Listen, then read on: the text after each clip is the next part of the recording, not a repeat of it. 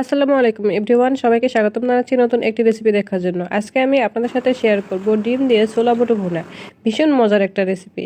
একই রকম ডিমের তরকারি খেতে ভালো না লাগলে বানিয়ে ফেলুন ডিম দিয়ে ছোলা বুটের এই অসাধারণ রেসিপিটি।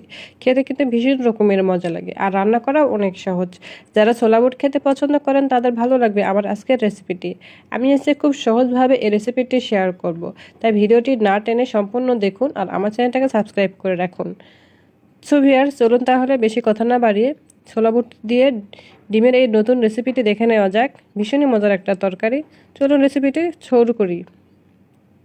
ডিম দিয়ে ছোলা বুট রান্না করার জন্য আমি এখানে কিছু ছোলা বুট নিয়েছিলাম। এটা আমি সেদ্ধ ছোলা বুট নিয়েছি এবং তার সাথে আমি নিয়েছি এখানে কিছু গরম মশলা এবং নিয়েছি আদা, রসুন এবং জিরা বাটা।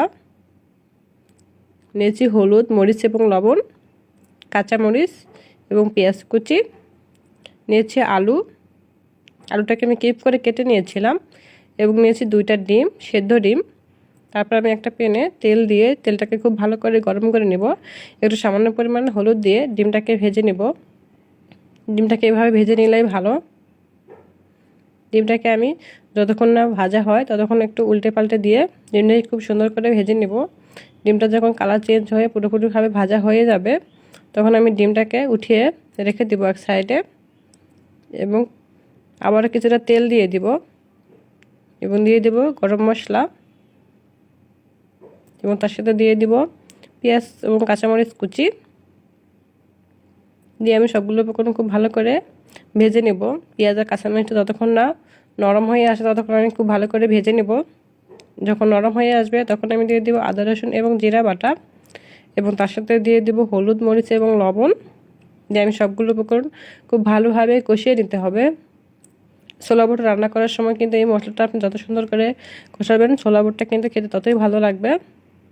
মশলাটা যখন হয়ে আসবে তখন আমি একটু পানি দিয়ে দিব যাতে পেঁয়াজটা খুব ভালোভাবে গলে যায় এবং কাঁচামরিচগুলো খুব ভালোভাবে সেদ্ধ হয়।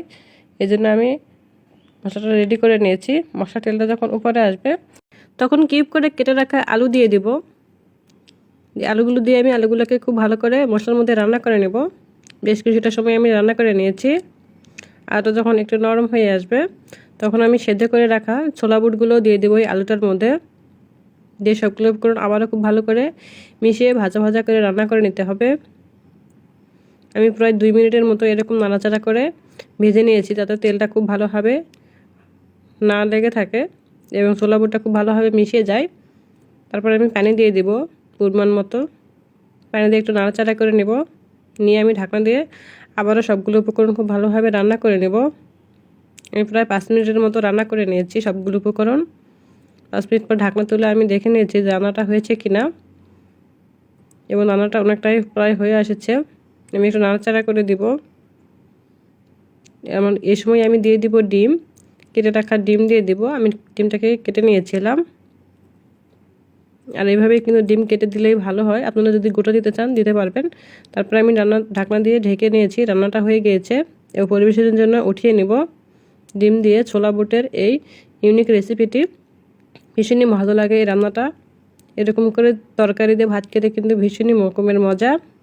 যারা এরকম করে তরকারি খাননি তারা আমার রেসিপিটি ফলো করে বাসায় একবার ট্রাই করে দেখবেন যে এরকম করে ছোলা বুট রান্না করলে কেমন লাগে। ভীষণই একটা খুবই ভালো তরকারি।